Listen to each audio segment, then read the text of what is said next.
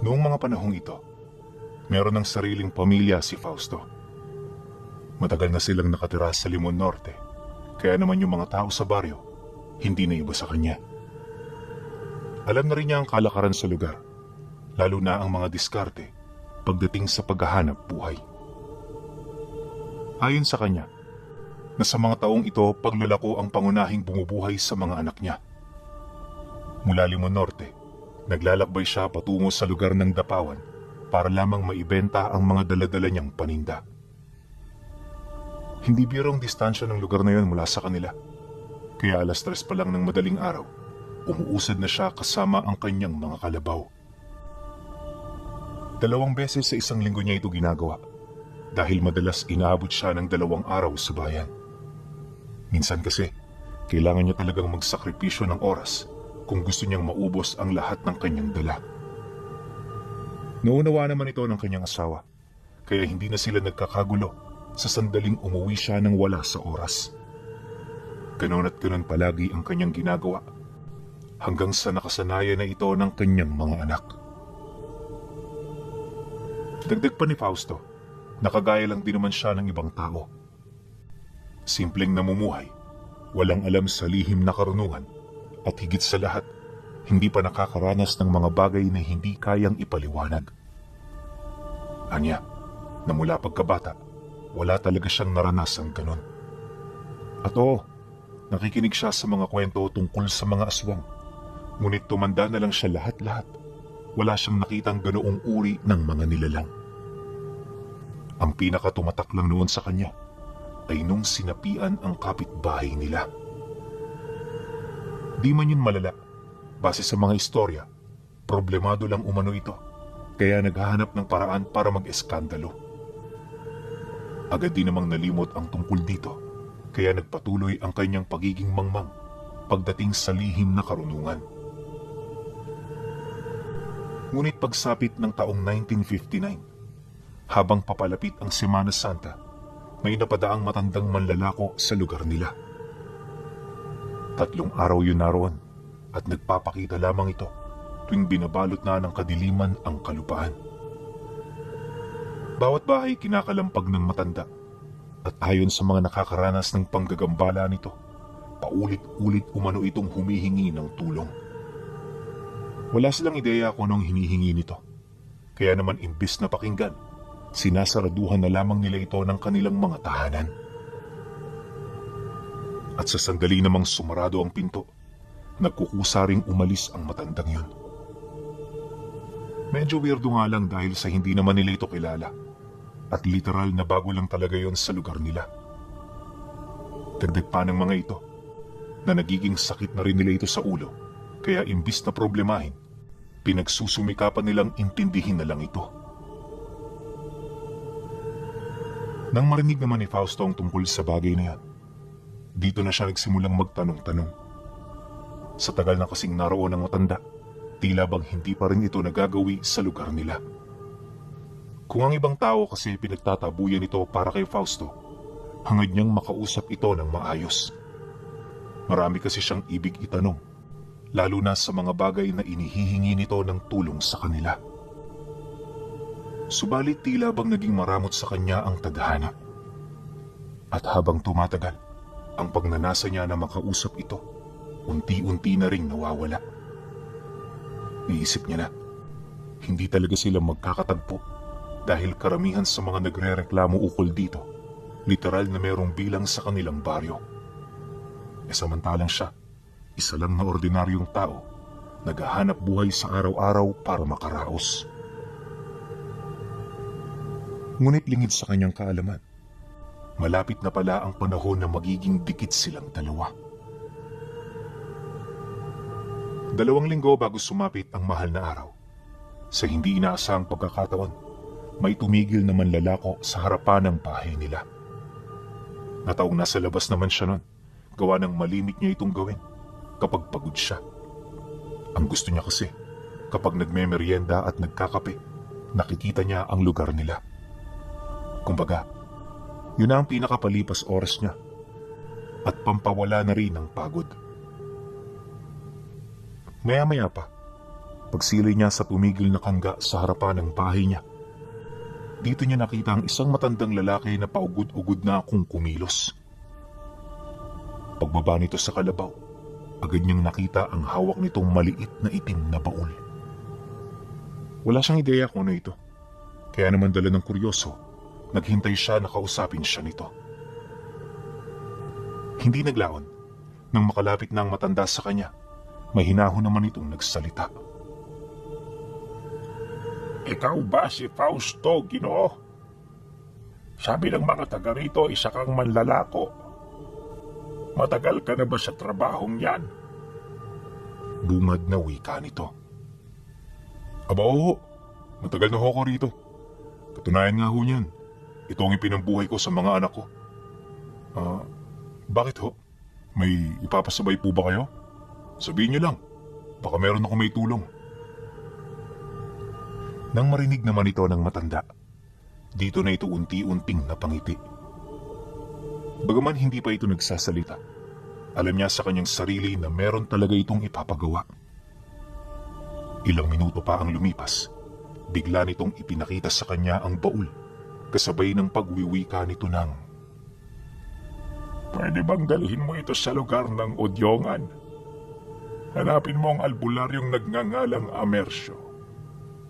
Bantog yan doon at kilalang mahusay na manggagamot. Sabihin mo, ipinabibigay ito ni Tandang Antonio. Pakaingatan mo lang na huwag mabuksan ang baul dahil sa oras na bumukas yan, malalagay ka sa alanganin at sa puntong yun, hinding-hindi kita matutulungan. Kasabay ng pagwika nito, ay ang pag-abot nito sa kanya ng 3 barya na gawa sa purong ginto. Dala ng pagkagulat ni Fausto, dali-dali naman niya yung kinuha ng walang pagdadalawang isip. Sa mga sandaling yun kasi, kahit lutang ang utak niya, alam niya na kung ano ang halaga ng mga baryang nakuha niya. Sa pagpapatuloy naman ng kanilang pag-uusap, dito nito inilahad ang mga rason nito kung bakit yun kumakatok sa mga kabahayan. Ayon sa matanda, wala naman talaga siyang pakay sa mga taong yun.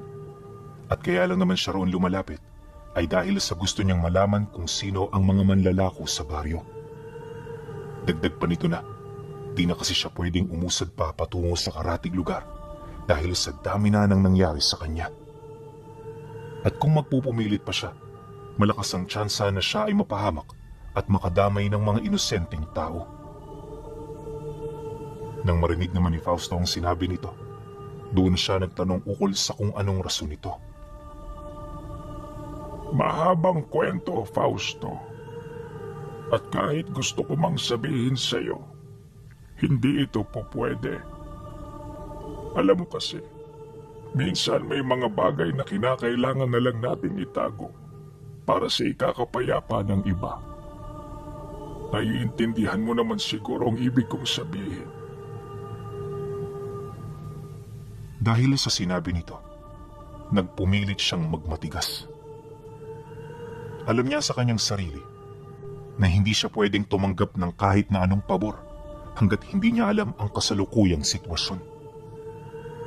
Bukod sa mapanganib ito para sa kanya, pwede rin siyang malagay sa alanganing sitwasyon. Di naman ho siguro tama yan. Sa pagkakaalam ko kasi, kapag may inihingihan tayo ng pabor, obligado tayo na ilahad ang totoo. Walang paligoy-ligoy. Kailangan mong maging tapat kung nais mong makuha ang pabor na gusto mo. Tama ho ba? Matapang na sagot naman niya rito. Nang marinig naman ito ng matanda, agad naman yung napabuntong hininga. Maya-maya pa, imbis na makipagmatigasan, pinili na lamang nitong anyayahan siya na pumasok sa loob ng bahay. Pagtatapat nito, mas mainam na doon sila mag-usap nang sa gayoy hindi sila marinig ng kahit na sino. Mariin din itong inilahad. Mahalaga ang bawat detalyeng kanyang ipagtatapat, kaya naman pakinggan niya yon ng maigi. Pagkasambit naman ito ng mga kataga, agad itong bumalik sa kanyang mga kalabaw. Tinali niya ito ng mahigpit sa bakuran ni Fausto bago pumasok sa loob kasama siya. Pagkasarado naman niya ng pinto at mga bintana, dito na nagsimulang magbahagi ng istorya ang matanda. Ayon dito, wala pa siyang pinagsasabihan ng tungkol sa mga detalyeng yon. Gawa ng napakamapanganib talaga nito. Hindi rin siya sigurado na sa oras na malaman ito ni Fausto, itutuloy pa nito ang kagustuhan itong tumulong sa kanya. Pagtatapat ng matanda, naglalaman ng baul ng isang makapangyarihang bagay. Isang uri ng kulungan na pinagsisidla ng makapangyarihang nilalang na halos ilang milenyo na ritong nakakulong. At ang nilalang na yan, sinasabing ang pinakamakapangyarihang mangkukulam na naitala sa kasaysayan. Sa sobrang lakas ng abilidad nito, kaya nitong utusan ng kahit na sino at kaya nitong alipinin ang lahat ng taong may alam sa lihim na aral. Sa kumpas din ng kanyang mga kamay, nakakapagpalabas ito ng malalakas na salot na agad na bumabalot sa mga kabayanan. Ang mga taong naapektuhan nito ay agarang nalalason ang mga kaluluwa at sapilitang pinagbabago ng anyo. Mariing ding inilahad ng matanda na namayagpag ang nilalang na yon noong panahon ng kadiliman. Ilang siglo rin itong nanatili sa rurok ng kapangyarihan bago ito natalo ng dalawang magkapatid na dibino. At dahil sa kabiguan ng mga ito na mapaslang ang kaluluwa nito, itinago nila yon sa isang itim na perlas na kasalukuyang nasa loob ng baul. Punong-puno ng panselyo ang perlas na pinaglalagyan ng kaluluwa nito, ngunit hindi pa rin yung sapat. Kaya naman ang mapagtanto ng dalawang dibino na posibleng makalabas doon ang nilalang, muli silang nagpanday ng baul na gawa sa purong mutya. Hindi biro ang paglikha rito at nangangailangan ito ng malaking sakripisyo. Sa kasamaang palad, ikinamatay ng magkapatid ang paglikha rito. At magmula noon, pinagpasapasahan na ng mga antingero ang baul na yon. Ilang siglo rin itong nanahimik hanggang sa dumating ang panahon ng matanda. Noon kasi na siya ang nag-aalaga, merong mga nilalang na nakatunog nito. Sinubukan nila itong agawin sa kanya, subalit hindi ito nagtagumpay.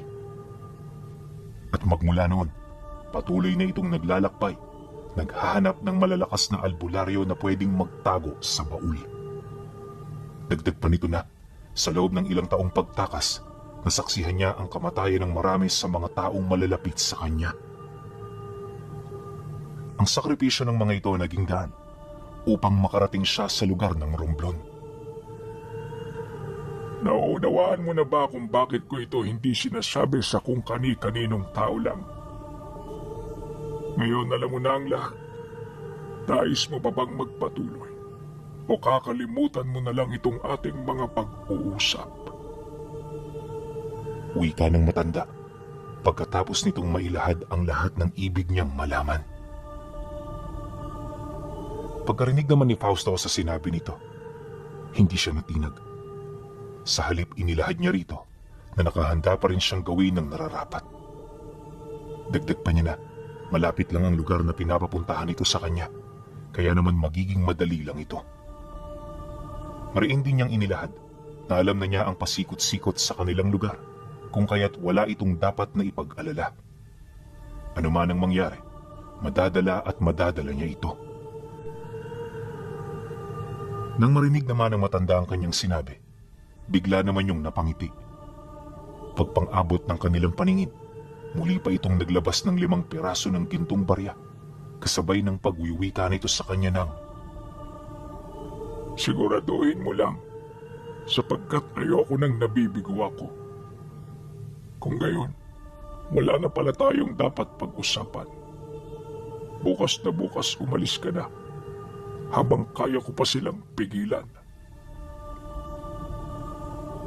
Dahil sa sinabi nito, doon na nagtapos ang kanilang pag-uusap. Kinagabihan noong mismong araw, maaga pa siyang nagpahinga. At kahit walang dalang mga paninda, kinondisyon niya na at inihanda ang mga kalabaw na kanyang gagamitin. Inilahad na rin niya sa kanyang asawa ang mga bagay na kanyang gagawin, para naman kahit papaano hindi na yun mabigla. Nang marinig naman ito ang kanyang paalam, di naman yun tumutulos sa kanya. Bago pa man kasi ito makapagreklamo, ibinigay niya na rito ang mga gintong barya na naging kabayaran sa gagawin niya. Pangako niya sa kanyang asawa na kapag natapos na ang pinag-uutos ng matanda, lilipat na sila sa bayan para makapagbagong buhay. Matagal na kasi yung pinapangarap ng mag-iina niya, kaya naman sa puntong yun, wala itong naramdaman kundi ang pagkatuwa. Pagsapit ng sumunod na araw, 3:00 pa lamang nadatna na siya ng asawa niya na abala sa paghahanda. Marami siyang binaong pagkain noon upang hindi siya maburyong sa tuloy-tuloy niyang pag-usad. Bale, 1 buong araw ang kanyang lalakbayin, kaya naman inaasahan niya na pagsapit ng 5:00, naroon na siya. Para sa kanya pabor ang ganoong oras, lalo pat naniniwala siya na kapag umaga, walang nagpapakitang mga aswang. Yun ang akala niya. Ang hindi niya alam, isa itong malaking pagkakamali. Ilang oras pag-alis niya sa kanila, nadatnan niya ang matanda sa bukana ng baryo kung saan siya dumaan. Kinausap niya pa ito pero sa kasamaang palad, hindi na ito umiimik. Basta, sinenyasan lang siya nito na magpatuloy patungo sa lugar na napag-usapan nila. Siyempre, dahil sumusunod lang naman noon si Fausto, wala siyang nagawa kundi ang umusad. Paglabas niya ng baryo, binilisan niya ang pagpapatakbo ng kalabaw. Animoy meron siyang hinahabol na oras. Kumpiyansa siya dahil nakakondisyon ang mga ito. Pero pagsapit ng 10:00, bigla na lamang yung huminto. Pagod na ang mga kalabaw, kaya wala siyang magagawa kundi ang magpahinga. Sa isip-isip niya, di niya kailangang mag-alala dahil unang-una, malayong-malayo na ang natahak niya. Ilang milya na lang din ang layo niya sa lugar ng Odyongan, kaya base sa kanyang estimasyon, ilang oras na lamang ang guguguli niya para marating ang lugar na yon. Ngunit sa kasagsagan noon ng kanyang pamamahinga, may nakita siyang 2 tao na naglalakad sa likurang bahagi niya. Malayo pa ang mga ito pero yung itsura ng mga yon, medyo nakakapangduda talaga. Ayon sa kanya, imposibleng may mapapadaan doong mga taong naglalakad, gawa ng yung baryong pinakamalapit, napakalayo nun. At ang mas nakakapagtaka pa sa lahat, bakit nakatalukbong ang mga ito sa kalagitnaan ng katirikan ng araw. Matapos naman niya yung masipat, naging bihilante siya. Walang sabi-sabi, pasimple niyang hinugot ang sundang na nasa kanggat, sabay tago nito sa kanyang likod. Bumaba na rin siya ng kalabaw dahil kung sakali mang merong mangyari, makakapalag siya. Nang makaharap naman niya ang dalawa, malayo palang kinausap na niya ang mga ito. Yung mga tanong niya purong patungkol sa pakay ng dalawa. Ngunit sa kasamaang palad, hindi siya nito pinagtuunan ng pansin. At imbis na sumagot, umangil ang mga ito, kasabay ng pagpapakita nito ng mga nanlilisik nilang mata. Nang mapansin naman yun ni Fausto, hindi siya nagdalawang isip na hugutin ang patalim na kanyang tinatago. Akala niya kasi masisindak nito ang dalawa, pero sa halip na umatras, bigla itong sumugod. Para itong mga nagwawalang hayop sa mga oras na yon, kaya naman ang agad na pumasok sa kanyang isip ay ang ipagtanggol ang kanyang sarili. Dahil dito, paglapit ng mga nilalang, walang patid niya itong pinagtatataga. Ang nilalang na unang tinamaan ito, agad na naputulan ng braso, kaya naman sigaw yun ng sigaw habang nagpupumilit umatras sa kanya. Sa puntong yun, nakumpirma ni Fausto na aswang nga ang mga ito dahil habang umiiyak ang lalaking tinaga niya, panay ang pagdila nito sa sugat na kanyang natamo. At sa hindi malamang dahilan, kitang-kita niya ang mabilis nitong paghilom. Di man ito kapanipaniwala, alam niya sa kanyang sarili na totoo ang kanyang mga nakikita. At sa pagpapatuloy ng ganoong pangyayari, dito niya naunawaan ang kahinaan ng mga nilalang. Ayon sa kanya, malakas pa rin naman ang mga aswang kapag umaga. Yun nga lang, wala itong kakayahan na magpalit ng anyo. Kagaya rin ito ng tao na limitado ang abilidad at kumpara sa kanya, di hamak na mabagal yon at mahina. Wala rin itong kakayahan na linlangin siya, dahilan para lumamang siya sa laban. Ilang minuto pa ang lumipas, dito na rin niya nataga ang isa pa nitong kasama na pilit na nakikipaglaban sa kanya. At sa sobrang lakas ng pagkakataga niya rito, hindi na niya nagawa pang mabawi ang sundang na bumaon sa binti nito. Gayunpaman, kahit wala na siyang sandata, masyadong mahina na ang mga aswang para lumaban pa. Kung kaya't ang tanging naisip ng mga ito na solusyon ay ang lubayan siya. Pagpasok ng mga ito sa talahiban, dali-dali naman siyang bumalik sa kanyang kangga para umalis sa lugar. Hindi niya na inisip ang mga alaga niya. Buhat sa mga oras na yon, ang sarili niyang kaligtasan ang nasa isip niya. Maya-maya pa paglayo naman niya rito, nagpatuloy siya sa pag-usad hanggang sa makarating na siya ng bayan. Pagpasok niya roon, agad naman niyang hinanap ang bantog na manggagamot na itinuturo ng matandang nag-utos sa kanya. Kagaya ng inaasahan, madali naman niya itong natagpuan. Pagpasok niya sa pamamahay nito, bitbit na niya ang baul na nababalot sa itim na supot. Noong una hindi pa siya pinapansin ng manggagamot, pero nang makita na nito ang kanyang hawak, agad niyang nakuha ang atensyon nito. Paglapit naman sa kanya ni Tandang Amersyo, di na siya nagdalawang isip na ilahad ang pangalan ng matandang nagpabigay nito.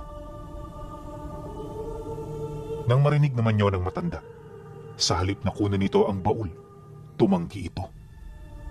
Dahilan nito sa kanya, masyado na itong matanda para tumanggap ng ganoong misyon. Mariin din itong inilahad na hindi na niya kakayanin ang nakaatang ditong responsibilidad, kung kaya't mas mainam na maghanap na lang siya ng taong magpapatuloy sa naiwang responsibilidad ng kanilang mga ninuno. Pagkarinig naman dito ni Fausto, ipinagpilitan niya ang kanyang nais. Pansamantala, nagkaroon sila ng dialogo ukol sa ibig niyang iparating. Anya, siya na lamang ang pag-asa nito, kaya kung hindi niya ito tatanggapin, parang ibinigay na lamang niya ang baul na yon sa puwersa ng kadiliman. Dagdag pa niya na, hindi rin naging madali para sa kanya na maihatid dito ang baul na kanyang daladala. At sa pagpapatuloy ng kanilang pag-uusap, kahit papaano unti-unti na itong naliwanagan. At sa halip na tumanggi pa, taus-puso nitong kinuha ang baul na hawak niya, kasabay ng pagwika nito sa kanya ng, Abisuhan mo si Antonio. Sabihin mo sa kanya, itatawid ko ang baul na ito. Dadalhin ko ito sa lugar ng Samar. Dadalhin ko ito sa lugar ng Masbate. At ibibigay ko ito sa kakilala ko roong dibino. Magdasal lang kayo na hindi pa nalalaso ng kadiliman ang lugar na yon. Sa oras na mabigo ako, alam niyo na kung ano ang kahantungan ng mundo.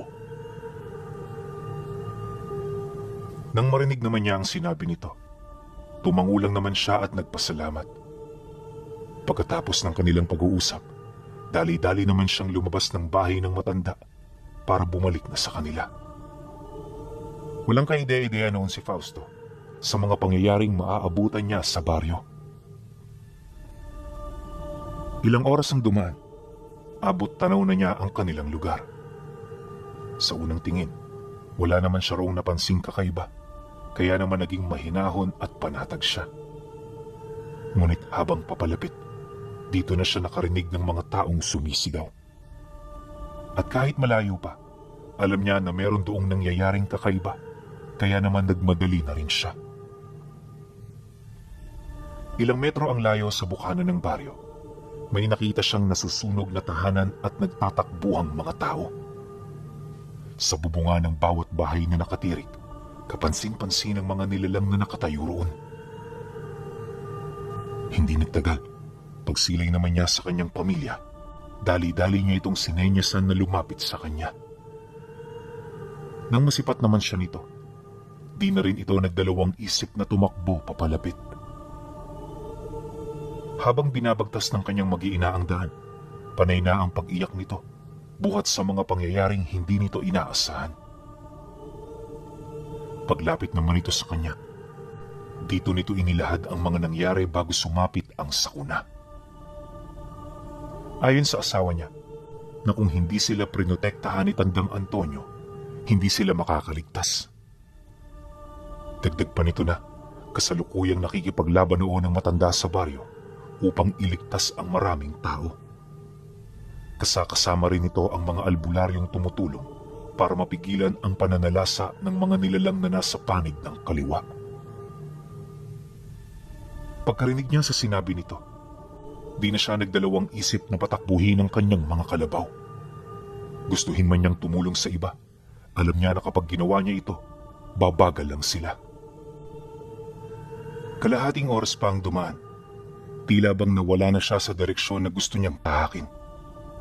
Lahat ng gasera na nagbibigay sa kanila ng liwanag, isa-isa na niyang pinatay dahil sa ramdam niya na merong sumusunod sa kanila.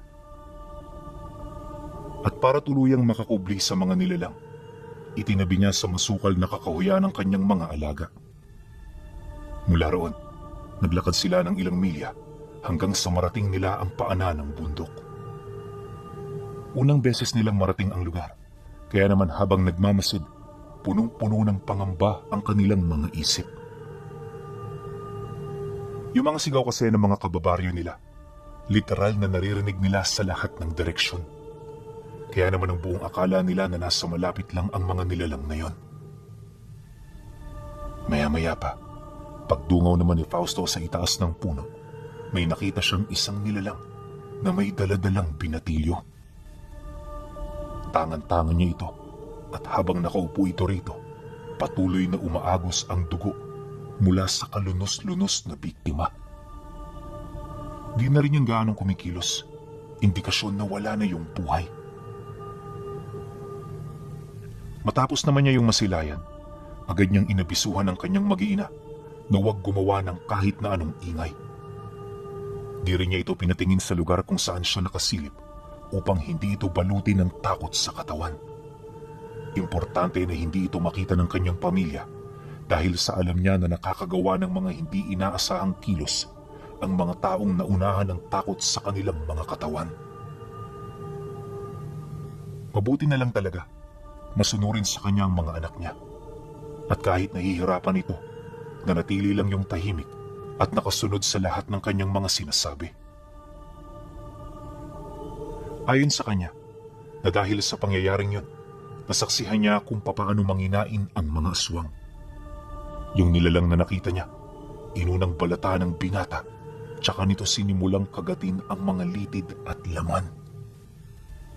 Gamit din ng matatalas nitong mga kuko, binuksan nito ang dibdib ng bangkay, tsaka hinigop na parang tubig ang mga dugong nakaimbak doon.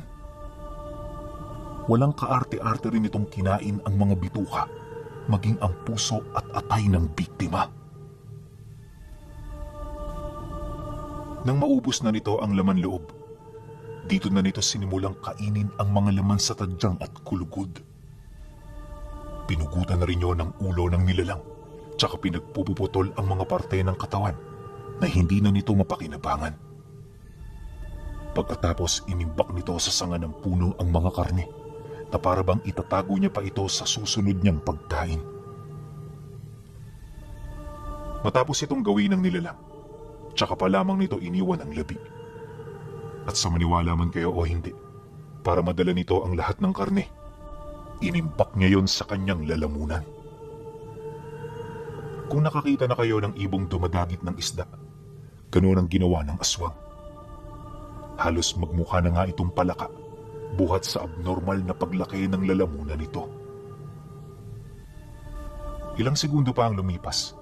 Pagkumpas ng pakpak nito, agad din naman yung naglaho. At sa pagbalik ng katahimikan sa paligid, doon pa lamang siya nakahinga ng maluwag.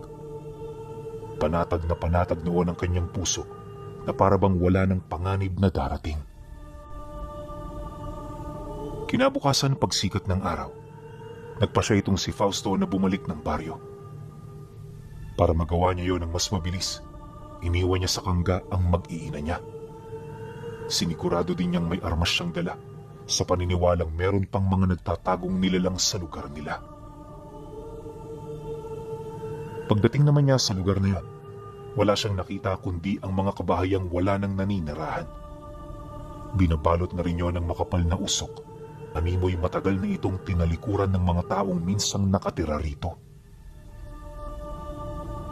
At sa pagpapatuloy ng kanyang pag-usad, may nakita siyang nakatarak ng mga poste sa lupa kung saan nakaupo roon ang 2 albularyo at si Tandang Antonio. Wala na yung mga buhay sa katawan, kaya hindi niya na ito pinag-aksayahan ng oras. Pagdating niya sa kanilang tahanan, kinuha niya lang ang mga gintong barya, tsaka siya umalis. At mula sa araw na yon, hindi na siya roon bumalik pa. Nagpakalayo-layo na rin siya sa isla para maibigay ang payapang buhay na inaasam ng kanyang pamilya.